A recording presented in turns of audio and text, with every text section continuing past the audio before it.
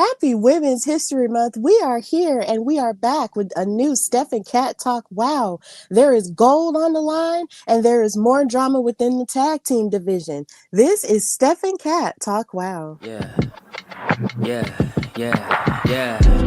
Making her way to the mic. They start dimming the lights. You start feeling alright. From Birmingham, home of the Teddy Longs and the Ruben Studders. More once you discover. For all of the lovers of Whitney Houston and Roman Reigns. For all of the lovers of Mickey James and Marvin Gaye. For all of the lovers of Sasha Banks, Janelle Monáe, Silk, Sonic, and Paige. Allow me to say, look, I just found a place, sweet escape. Every one of us, I was kinda late, so I just made it off the struggle bus. Walking by the fade, cause I know it's right in front of us. Yo, I ain't with the hate, gotta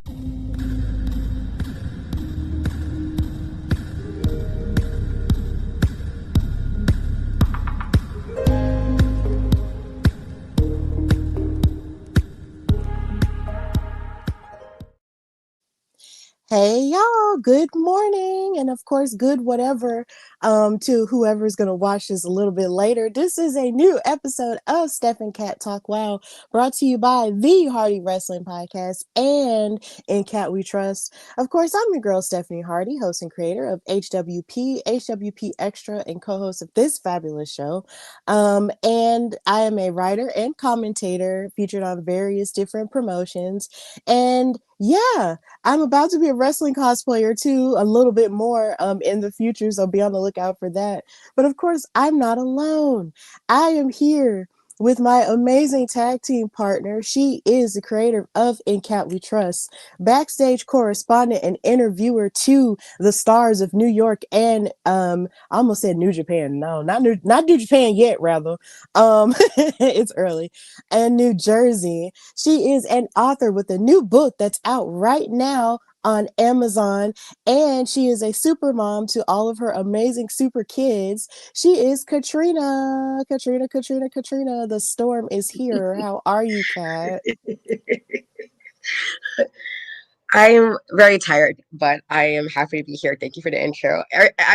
When you say the Katrina, it's because you were the first person who ever done that. When that song first came out, and it's funny now because other people do it, and I Yes. had to tell them that like the very first person who did it was you. And then to my friend Angie, she every time I ever talk to her, she puts the song on, so it's like a whole intro before she speaks. She'll put it on, let it play. The whole song will play, and then she go, "Okay, hey Katrina." And I'm like, the fact that you do this whole thing every time is so funny to me. But yes, thank you for the intro. Thank you for the intro. I mean, absolutely, because number one, you deserve it. And number two, it's just that I feel like sometimes saying a person's name, like a lot of times, just adds like a level of comedy and levity to the fact that you're trying to get the person's attention or just to mess with them. But then also the idea of the song and me finding it was just like, oh, this is so funny. How in the world am I finding this now? And I have a friend named Katrina. But I didn't want to be insensitive, of course, but at the same time, it's just something that has taken on a life of its own, and I just love it. It's just so great. So yeah, it's cool to have a friend named Katrina and have a song attached to it. Just like I have a couple of songs attached to my name. And it's just really great. So it's always fun. So I just love it. I love giving you intros.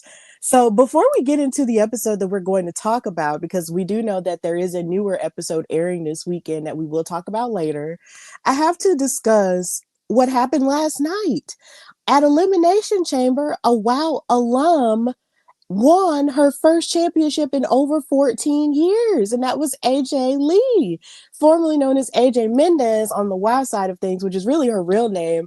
But AJ Lee won the Women's Intercontinental Championship in WWE, and I just wanted to discuss it here because, of course, she spent time away from WWE after retiring for a while, and then she comes back to WoW as a executive producer for a short period of time and a color commentator. And it's just so amazing to see her go back to her stomping grounds of sorts, to a degree, and come back and win this championship that did not exist once upon a time. And if you're talking about a way to start Women's History Month, that is a wonderful way to do it. So, congratulations to her. So, Katrina, how did you feel seeing AJ win that title off of Becky Lynch? Welcome to the big time, I was actually really happy about it because, I like AJ Lee, and I know a lot of people have like whatever their thoughts and whatnot, but I do like AJ Lee. She's a small girly, and I always like when the small girlies do awesome things. And so I was at a wrestling show when I saw that she won, so I didn't get to see any of Elimination Chamber, but I did see the results, and so I was very happy. I posted it in my Instagram stories, like, okay, my girl, because like, that's my girlie right there. But I'm happy. I'm interested to see what they're do with her. You know, I never thought she'd be back in WWE. So I guess it's the kind of the thing is like you don't expect certain things sometimes because sometimes people seem so adamant about not being in a place or whatever the case may be. And then, we were there for when CM Punk came back, and we were right there in Chicago when it happened. And so it's kind of a full circle. And I remember seeing AJ Lee when we were there, and it was like she's right over there, but I can't say anything because she was like close enough, but not close enough where I could have said hi like discreetly. And so it's just very full circle to kind of know that she got her first title in 14 years in Chicago again. So it just was really cool to see that. Yeah, it was really cool. I'm glad that you did get to, see the results of that, even though you were working hard at a wrestling show as you do. And me just seeing it live was just so nuts because on my um Elimination Chamber predictions episode with Bianca Addison. You guys can go back and watch that or listen to that later on. I told her that I felt like Becky was just going to try and cheat to win, which she did try to do. Um, not to spoil anything, but yeah, she did try to cheat and win. And I thought maybe it would carry over into WrestleMania and AJ would win there. But the way everything went with her winning that title, it was just so wonderful. And I literally said out loud, this is for the 2010s because seeing AJ being back there with CM Punk, as her husband now, but then as a flirtation back in the day, it's just like, it's really like a sense of full circleness and a sense of, oh my God, I remember when this was just this and now it's evolved into this. And it's a larger thing, and it's just really incredible to see her and the way that she performed in the match. She did phenomenal. Becky Lynch is an amazing foe to have. She's been crashing out a whole lot, and it was just really great to see AJ win and to see everyone congratulating her and all of the above. Because even WoW superheroes were congratulating her when she made her return in September of last year. So it's just one of those things that you just have to continue to just bask in the glory of this amazing Puerto Rican New Jersey woman, Chicago by marriage, woman making history and doing these things and living in the house that she built because she mentioned that in an interview with Michael Cole. So it's just great. And I just wanted to hold space for that. So congratulations to AJ Lee for winning the Women's Intercontinental Championship. We miss you over here in WoW, but we will always root for you to do great things and for your husband to do great things too, because he also retained the world championship in Chicago. I think, Katrina, the lore of us in Chicago that night will live forever. It just will. Yeah, I mean, I know I wasn't really there long. I literally flew in, I think that morning, and then I left like really early morning the next day. So I was less there less than 24 hours. But just to be able to, and I hope I get to get back to WWE again in that capacity. But like, it was just really cool to be able to be there, and experience. And I always think of the guy who was sitting next to me who was like saying, "Oh, CM Punk not coming back," and he though point he started crying, and I was like, after all the smack you talked the whole match the whole night, now you're crying, calling your friends that CM Punk returned, and so it just tells you sometimes just the wrestling fans as a whole sometimes can be very like strange, but also like you expect certain things in wrestling, and so it's always really cool. But yeah, I was always very glad that we were there for that, Me and got to too. do that together. So yeah, Yeah, me too. And shout out to Corey, who I met out there with bodyslam.net. We were together as well, and he was yes, the guy amazing. homie Corey. Um, yes, and it was just such an amazing night to have been there for that, and I'll always cherish that. And I said the same thing. I said that I didn't think he was coming back either, because I mean, he had been so adamant saying that he wasn't, and I was just like, no, I don't know. But you know, when you just, like you say, they say never, and he came, and we were there for that. Like, that was something I had always imagined I would be at home for. So um imagine, well, because it's Sunday, I have to say, like, a double blessing. Like, imagine having the blessing of actually being there for such an amazing moment. It lives within me forever. So now we move into WoW Superheroes and their last really crazy episode in Las Vegas, called Best Damn Thing, and we will get to why the episode was titled Best Damn Thing in a minute. They showed a recap of the beef, or at least the last match between Tormenta and Penelope Pink for the WoW World title, of course, with her becoming that number one contender in that match.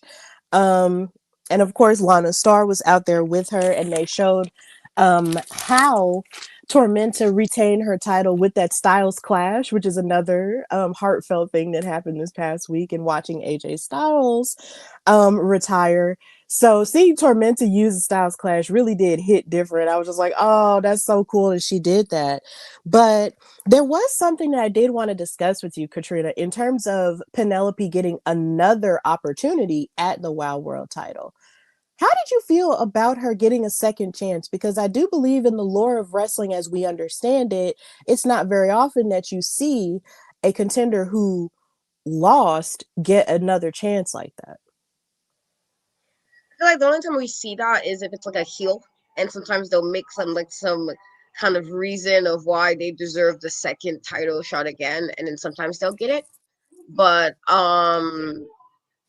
yeah, I like Penelope, like, and I know you had like your beef with her. I don't know if it's the same level as it was previously, but I like her.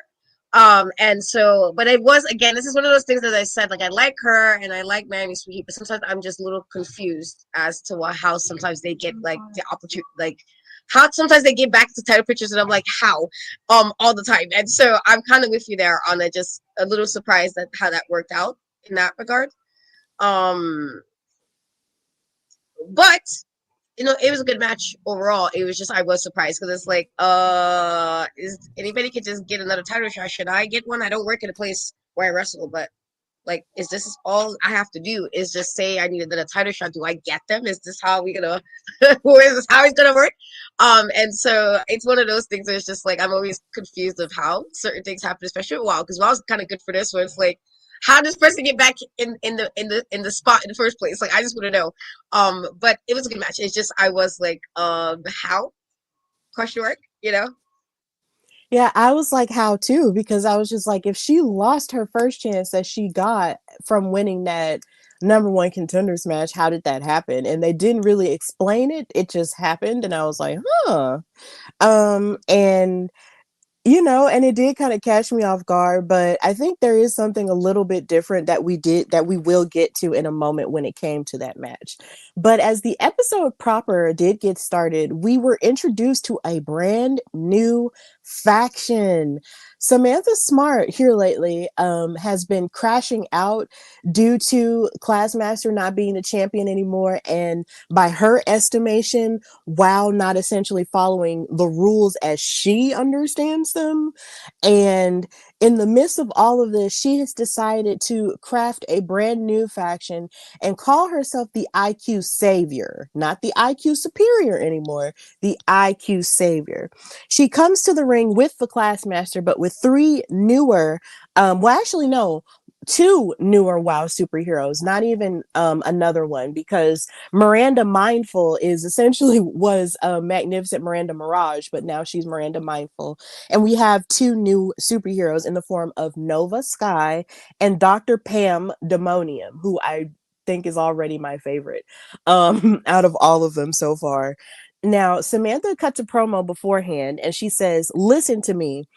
I am your IQ savior, and I am the only mind capable of salvaging this Earth's intelligence. She's crashed out for real this time. The theft of our title, the multiple attacks by the barbaric Santana Garrett, and the failures of this commission, they have all revealed one truth. Stupidity is a global crisis, and WoW is broken. But fear not, for I have the solution. I have worked tirelessly to put together the greatest group this world has ever seen. This is not a faction.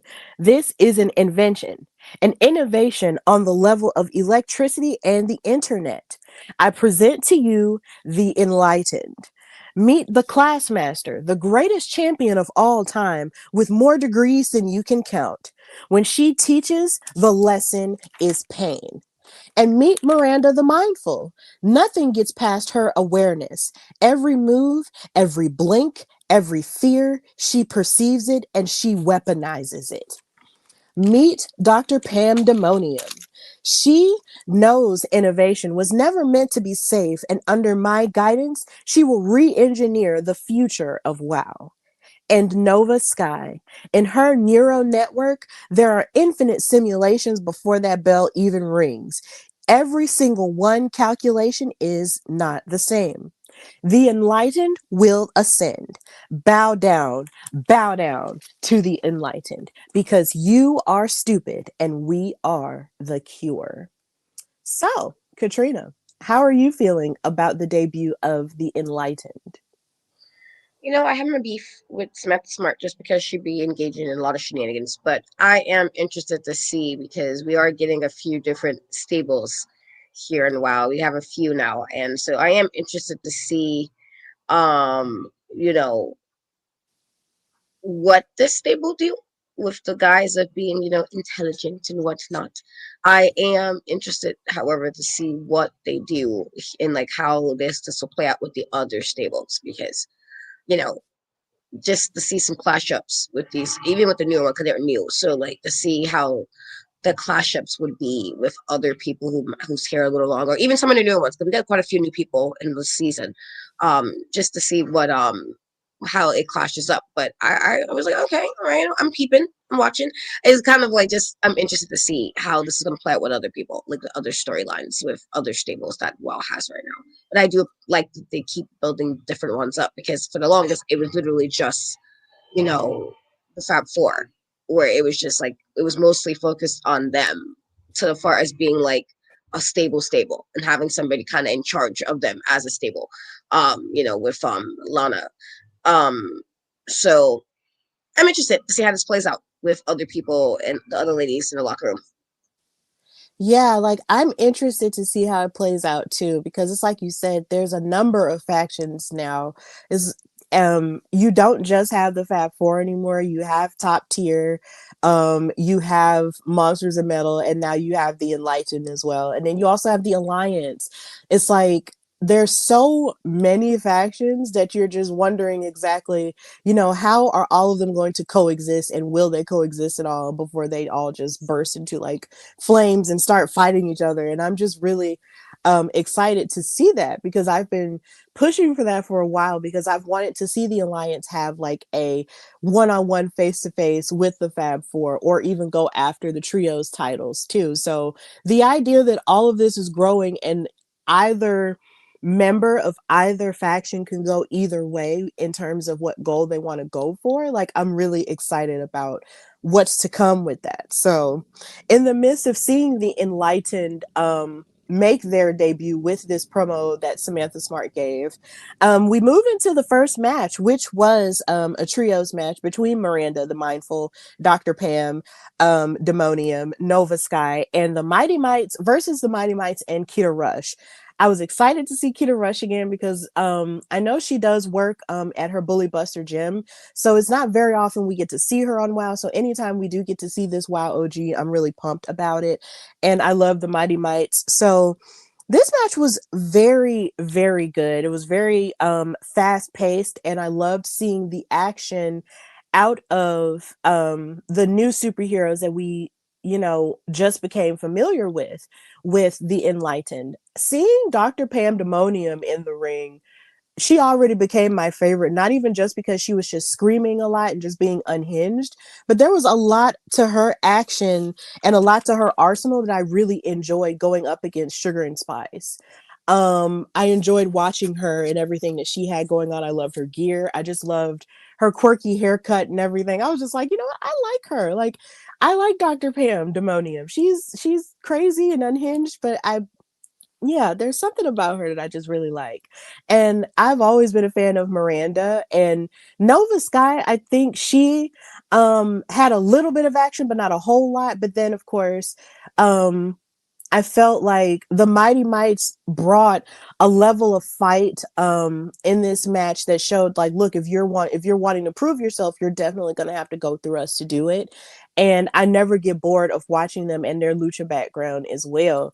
But in the end, um Cheetah Rush was very explosive with a lot of the things that she did in the match.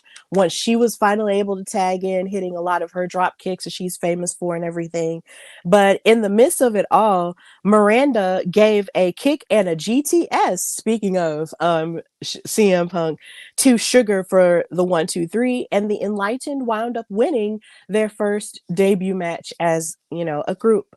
So after that happened, Samantha Smart gave a post-match promo saying greatness has arrived. Santana Garrett, you barbarian, you struck me with a book and thought you hurt me. You actually inspired me. You enlightened me. So tonight I would like to thank you because for once in your life, you are adding value to this world. So you know what? I honestly wish you good luck tonight, Santana. Truly. Because no matter the outcome of your match, you will always have the honor of being the accidental catalyst of the enlightened. So, yeah. Kat, how did you feel about the match? And which member of the enlightened stood out to you within this match?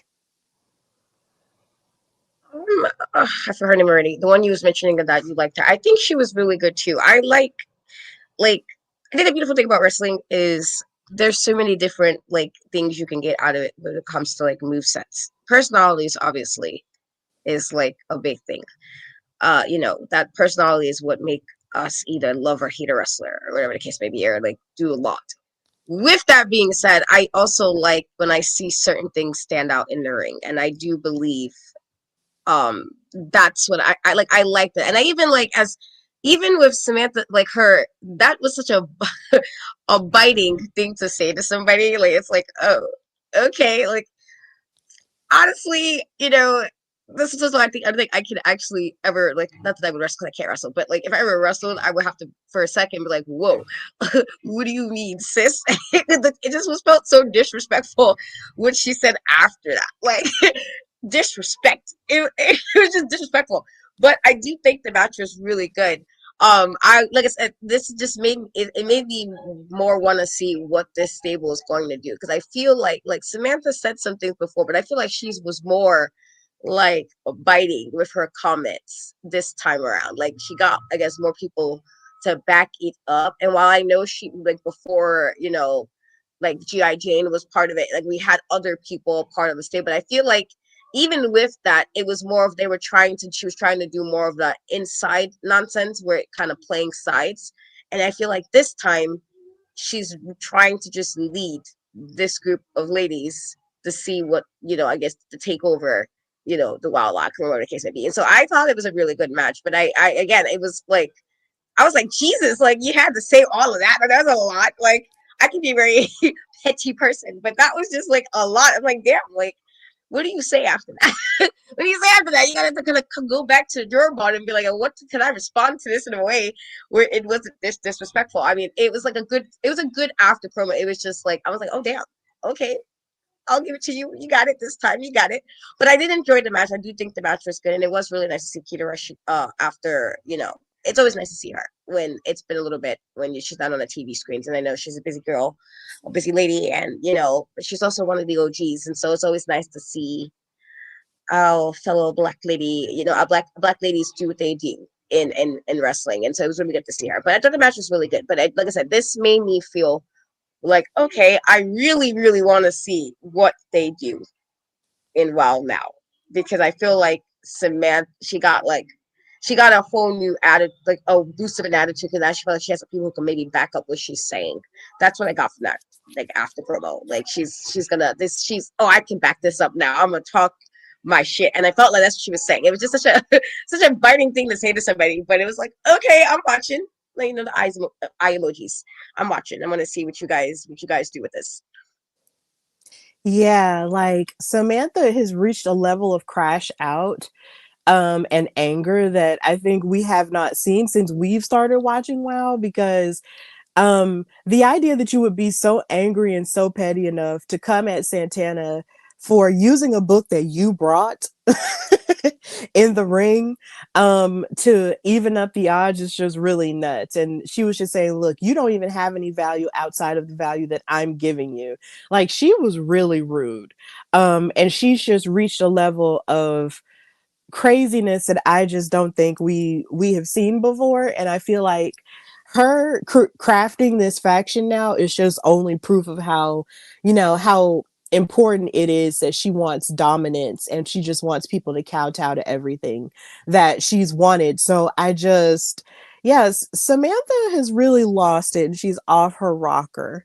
So with that in mind, I think we should book Samantha Smart versus Santana Garrett, because if you want to talk trash to me like that, then you got to run them hands. So, um, wow, people, if you're watching this, book Santana versus Samantha. We will um call it down the middle. We'll talk about it down the middle. That's something I want to see now at this point. So yeah.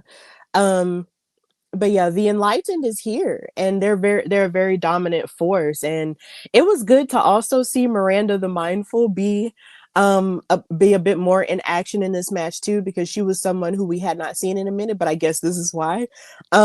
She was essentially crafting a new persona. So seeing her, deliver the way she did in the match and end it with a victory was just really cool too. So I'm pumped about the Enlightened, and Dr. Pam is definitely my fave out of that group. No shade to the Classmaster, because we have spent more time with the Classmaster and we know her and we love her too. But Dr. Pam, yeah. There's something about her that I just really love. So after that point, Santana did have a promo backstage, and she said that she was ready to fight and face off against Catalina Speed for the very first time. And she noted that Catalina might be feisty and quick, but she wants to see if she could keep up with her as, the real life superhero. Which leads us into the second match of this episode, which was Santana Garrett versus Catalina Speed, who, of course, is now aligned with Vicious Veronica Varoom. And I really think they need to come up with a team name. I think their team name should be Vroom Speed. I feel like that would be a cute name for them. I respect it. So, yeah, Team Vroom Speed it just makes sense to me, because it's like vroom, like that's speed. Whenever you hear a car moving like that, that's when you know it should be going like really, really fast. Like Vroom Speed, I like it. In this match, there was a bit more aggression that we saw out of Catalina when it came to wanting to prove herself against Santana Garrett with their lockup. She mushed Santana's face when she backed her up into the corner. She was mocking her a lot of the time, saying, yeah, look at me, and all this other stuff, which was different from how we were introduced to her initially. Not saying that she was just like super sweet or anything, but at the same time, there's a lot more edge to her now that she's hooked up with V3. So Santana was actually able to reverse a wrist lock that Catalina put on her with some agility, with some backflips, and she gave her an eat defeat fairly early in the match with an arm drag series. But then Catalina splashed her knees into Santana, and then she drop kicked and stomped Santana into the rope. And V3 wanted to interfere with the match with a few times, but not like a whole lot. It's not like she's out here acting like Lana Starr. All shade intended. But when she does interfere, she does interfere, but it's not like she does it too much. Then Catalina beat her elbows into Santana and gave spears and a sliding clothesline for a 2 count. And then we saw Veronica riling up the crowd and, just making faces at them and everything. And then Santana and Catalina actually read each other's minds and gave each other like a drop kick and basically laid each other out in the middle of the ring. But Santana bounced back with a super kick and she hit her rise and shine and her back handspring. And then Catalina hit a stretch muffler submission, but Santana was able to break it with the ropes and then slapped Veronica in the face on the way there. And then she hit her head scissors and a super kick for the win. And Santana won. And something that I'm loving out of this Las Vegas crowd is the fact that you're seeing people get into the show more and more, and they're actually chanting for Santana like as a fave. And I love that for Santana. So that was really cool. So yeah, Santana got the win here. So Kat, how did you feel about this match, and how do you feel about the pairing of Team Vroom Speed? I like the match. Again, this is like, I'm glad we're getting more tag teams, like, options, just because, like, again, no shade to, like, Miami Sweet Heat and Lana and Penelope, but it's just, you want to see what more people have to offer, there. And I feel like if you get more tag teams, you're able to do that. If you have more available to kind of see who can maybe get a trios or get a tag title or even get, like, build up their stable, then this is the way to do it. And I like the aspect of this. I do also agree that I did think there was a lot more fierceness involved.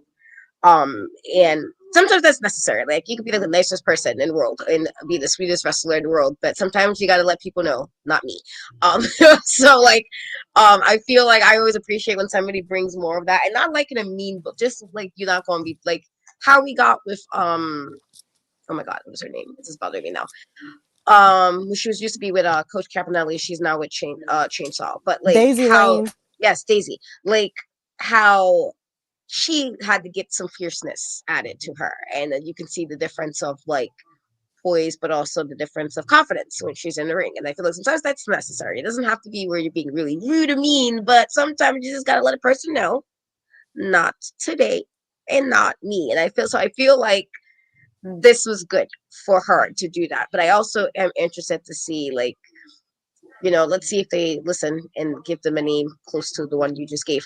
But, like, or give, because sometimes they do watch us, and so, like, let's see if they Stephanie's right. Let me see if we get a name for this new tag team. But I like it, but I do think this match was really good, and I'm glad that Santana won. It was just you know it was necessary. I like it. Sometimes it's just skill. That's all. Sometimes it's just a more time or more skill, or even just simply just knowing how to work a ring better. At least when you see in wrestling play, and I think that's what happened here. But I am really interested to see how this tag team seemed to develop. If they make it like an actual thing where it's not just them tagging at times, it's like, no, we're gonna make them a tag team. And so I'm interested to see how that goes. Yeah, I'm interested to see how that goes too, because it's been a minute since we've seen Veronica in the ring. So I think that would be really cool in terms of them as an actual tag team. I do wonder about that as well. So I'm sure at some point we might see that happen. I'm not sure, but either way, I would be interested in that. And I was glad Santana got the win because she was actually my favorite to be the next contender for the world title. Maybe that's where we're going after we get to the main event. um but when it came to her actually evening up the odds and making things fair for Tormenta the first time, with defending that title against Penelope Pink, I was hoping that maybe it was going to be Santana and Tormenta next. But of course it didn't go that way. But either way, I feel like Santana showed here her ability to adapt to any level of a performer. She's always focused and locked in, and she's not afraid to get into it with any person or any manager that tries to cheat on behalf of their person. And that was what was going on. Like, imagine how sound of mind you have to be to focus on getting free from a stretch muffler submission now, and then slapping the manager in the face. Like, that's a new level of locked in. But then again, there was a level of locked in we saw last night where we saw Randy Orton um basically stick it to Drew McIntyre only to turn around and RKO Cody Rhodes and win the men's elimination chamber match. Like, you got to be locked in this business. So Santana has all of that in spades because she is a WoW OG as well. And she is someone who seriously want to see contend for the Wild World title. Next, she just has to have this opportunity. I want this for her. I'm manifesting this for her. And the crowd is manifesting it for her too, because they keep cheering for her. Santana, Santana. Like, seriously, like the magic is there. Make it happen.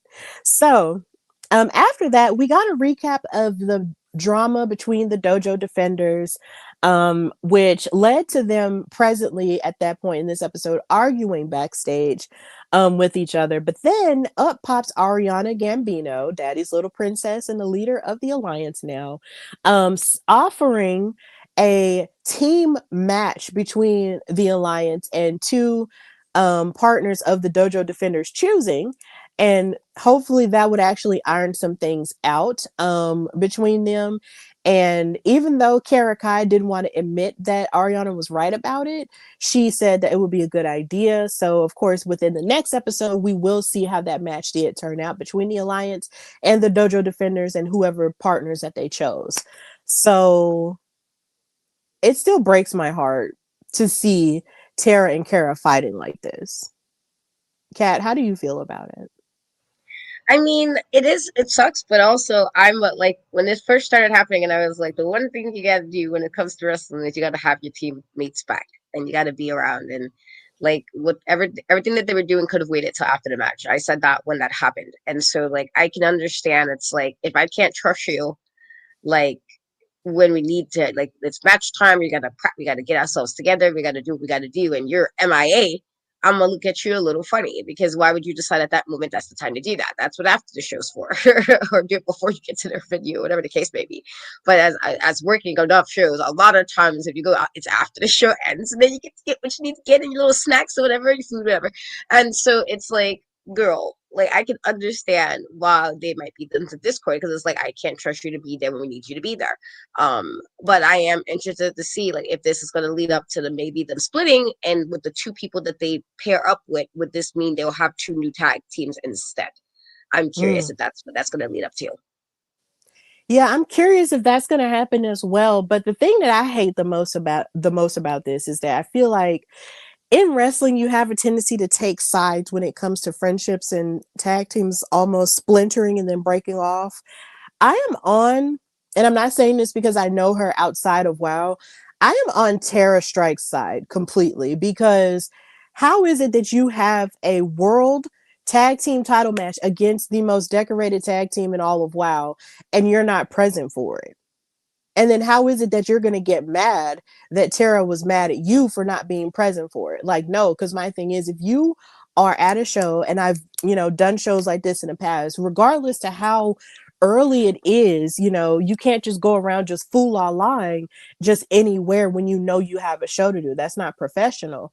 So to see Kara be angry at her over being angry at her, it just doesn't make any sense. And then trying to switch it on her and making it seem like it's her fault just because, Ashley Blaze was friends with her and was there with her too. It just kind of it makes me upset. I don't like it. I really do not like Kara blaming Tara because Tara was just trying to be present for the opportunity and you were just going off and trying to be social. And there's a time and place for everything. And if you were not able to be present, then you really have to, Tara has a point. Tara Strike is right. And I'm on her side if she does decide to leave the team. And if she does decide to be on a team with her fellow Missouri sister and Ashley Blaze, and I wouldn't blame her either. So that's just how I feel about the situation. I feel like Tara is right about everything. It's not all her fault. It's not her fault at all. So No, I yeah. agree. Wait, Kat, what'd you say? I'm sorry. I said I agree. That was the issue I was having. It's like not like I've worked enough, and a lot of times with the job I do, I am there the whole time, and so like I can't just be like, okay, well, we're mid show. Well, sorry guys, let me go handle this first. Like, no, you do it after the show. You can still be social after the show, or even get there if you really want to be social. Then do it before the show. But if it's a tag team opportunity, no, like, girl, no. And I don't like people who like turning things around and people. That's a form of like gaslighty behavior. I don't even like throwing, because I feel like people throw words around for everything, and no, just the whole switching thing. That's literally that's actually a part of it, of like pretending that you're crazy for being upset about something, or pretending like trying to change what the narrative is. The narrative is you were not there, sis. Like that's all it is. You were not there, and it's a very valid reaction to be upset about that, and you cannot then say, "Oh, but." How are you mad? That's like what people do when they know they're wrong. Let me turn it around on you. No, we're not doing that. Like, absolutely not. So I agree with you. Yeah, like there's feelings and there's facts. And the fact is that she wasn't there. And Tara is right about everything. So yeah, that is a form of gaslighting, and I'm glad that you did mention it. So we do not support gaslighting. We do not support any abusive form of trying to invalidate people's feelings here on Steph and Kat Talk Wow. So yeah, we don't support that. So after that argument, we did see a segment with Penelope Pink saying that she's going to bet on pink and not on red or black, with the Vegas chips and everything. So this leads us to our main event, which was the rematch between Tormenta and Penelope Pink for the Wild World Championship. And of course, Lana Star was out there with her. And I thought of this question while I was taking notes. I was just like, why is it that Santana's aide, because Nigel Zane, who also is the host of the new official WoW podcast, so congratulations to him for that. And it comes on Fridays and stuff. So it comes on after they're airing on Vice TV on Thursdays. So that's cool. And I forgot to mention that, so I'm sorry, but congratulations to him for that. He mentioned on commentary that Santana's aid in evening things up in their last match was, as he mentioned it, as controversy. And I asked the question in my notes, why is Santana's aid seen as controversy and Lana's interference seen and treated as normal? Yeah. Yeah. I never understood like that at all. Yeah, they kind of talk about, the interference of heel managers as like it's a normal occurrence and there's never really anything done about it. Whereas it's just like if you have a face that's coming out there to even up the odds, it's just you on commentary, he labeled it as controversy, but I'm pretty sure he didn't mean it in that way to make it seem like, oh well, she shouldn't have done that or something like that. But I was just wondering just the use of words. But that's just my brain questioning things like the unofficial independent journalist that I am. So I was just like, oh, that's a very interesting term of words there. Why was that here? So there was brawling in the beginning. I feel like there was brawling in the beginning of the match because of course both of these women do not like each other. That's clear. It was a very hard fought match. Lana only interfered just a little bit when Penelope was doing her pose, like her cover pose on the ring ropes and everything, but really that was about it. That was the only interference that we saw from Lana Star. There was one impressive part of the match where Tormenta hit a canatotic slam, which almost ended the match but didn't because Penelope kept fighting. And she then hit her passenger princess German suplex as well. There was just a lot of impressive moves here in this match, but I would argue that their first match was better than this one. Um, just in terms of the quality of it and also just in terms of the time. It felt like there wasn't a lot of time given to this one as it was for the last one. But either way, it was still a fairly decent and hard fought match. And I will give credit where credit is due, as much as me and Penelope Pink have had our beef in the past. Penelope actually hit her pretty in pink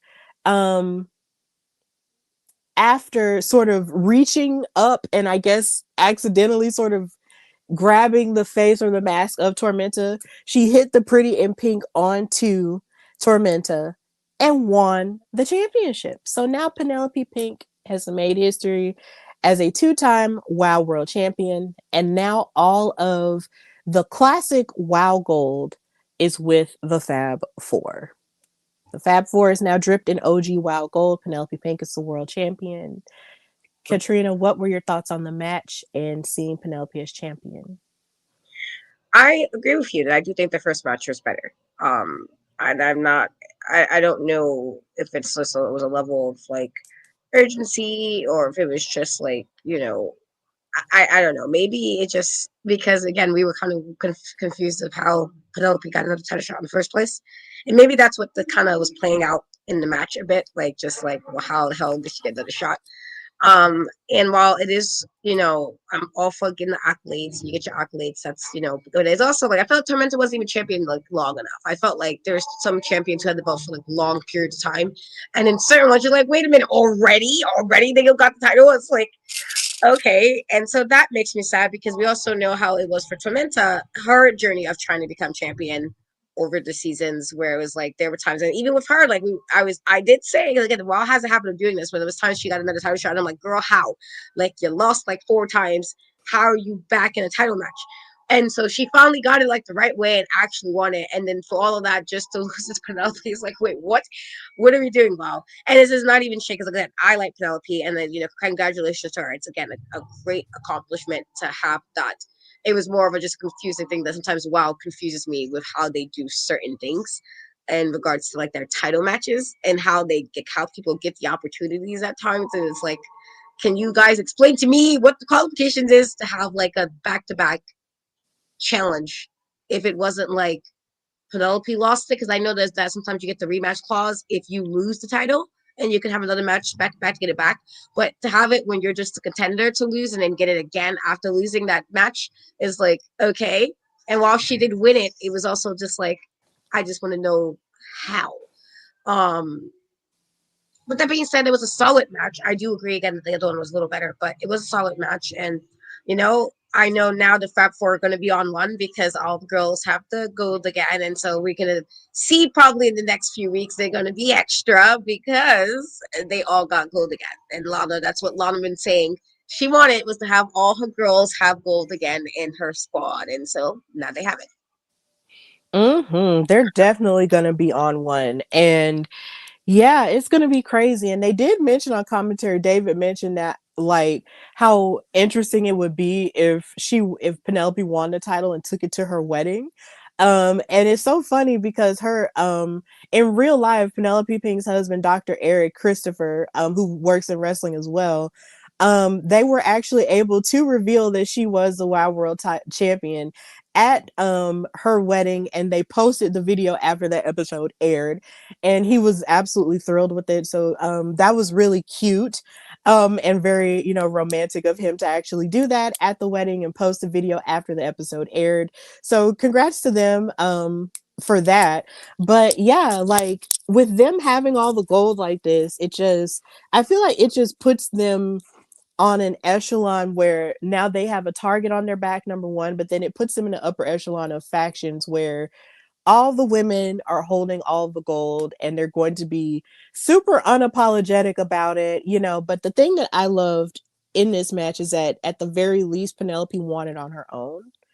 And on her own merits and not having to outwardly cheat like we've seen in the past.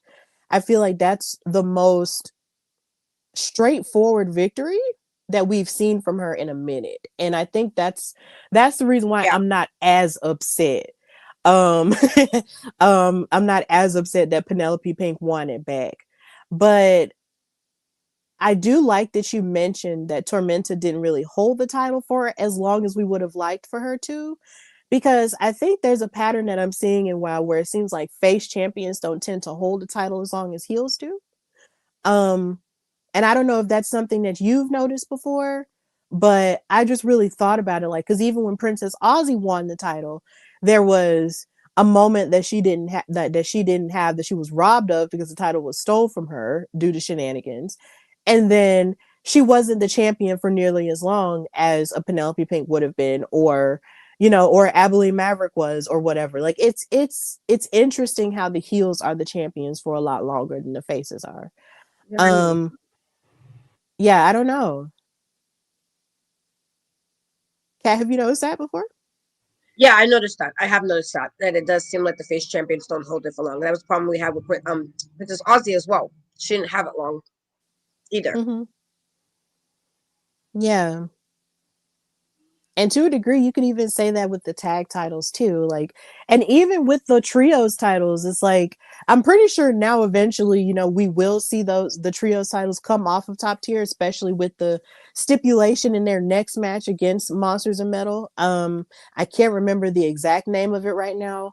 But it's going to be like akin to, if it sounds like akin to a no holds bar match or a falls count anywhere.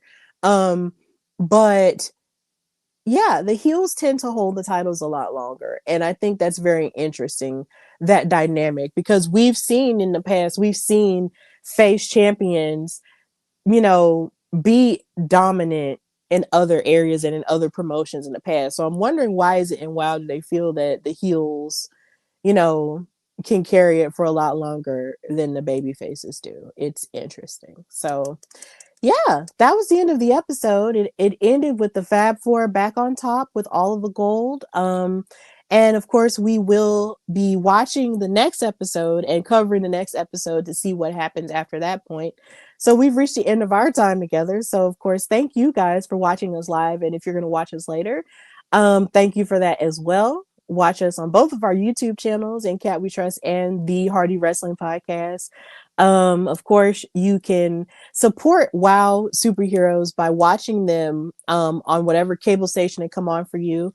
If you want to give them a try and watch them on your regular channel, you can do it by going on wowe.com and typing in your zip code to see where it comes on for you. You can also watch them on Thursday nights on Vice TV. You can watch them on Roku TV in the Wrestling Central portal, along with NWA.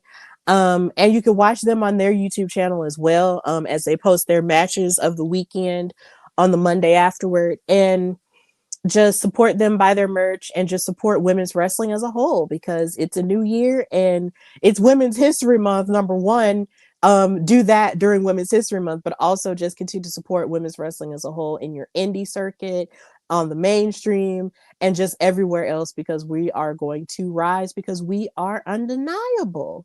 So, Katrina, thank you for joining me on this fabulous Sunday morning. Tell everybody where they can find and follow you and everything you've got going on. You guys can follow me on Cat We Trust. Everything is spelled correctly except for Twitter because the E is still a 3 there. I have a few shows coming up this month.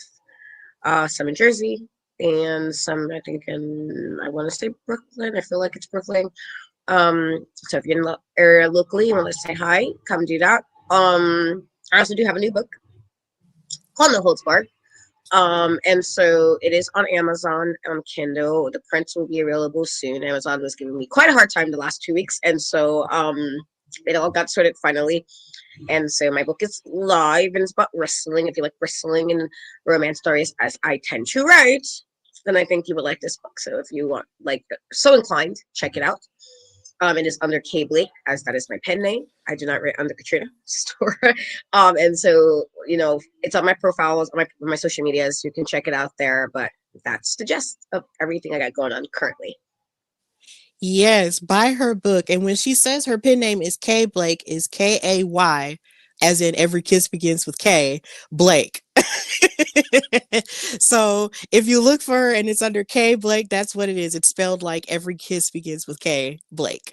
So I'm so excited about this book. I'm so excited because I love romance and I love wrestling and I love it when the two are intertwined. So I'm going to buy it and I'm so excited about it. So yeah, it's going to be good and I'm pumped. So, of course, you can find and follow me, your girl Stephanie Hardy, on Instagram and Twitter at Queen Steph Hardy. You can follow the show, The Hardy Wrestling Podcast, on Instagram at Hardy Wrestling Podcast and on Twitter at Hardy Wrestle Pod. Listen to my latest episode, which was HWP Extra with Bianca Addison, as we gave our Elimination Chamber predictions. Some of them we got right, some of them we got wrong. But either way, we love being surprised, and it was fun to do, so check that out. And we also talked a little bit about the Liv Morgan, Stephanie Vaquer rivalry and AJ Styles' retirement. So if you want to hear our thoughts about that, then you can watch that episode as well. And just continue to support us in our wrestling careers and everything we've got going on. Subscribe to the Hardy Wrestling Podcast YouTube channel. And yeah, just continue to support us in this show as well as other ventures that we have. So, of course, this has been Steph and Kat Talk Wow, brought to you on the first day of Women's History Month by the Hardy Wrestling Podcast and in Cat We Trust. And until next time, bye, y'all. Bye.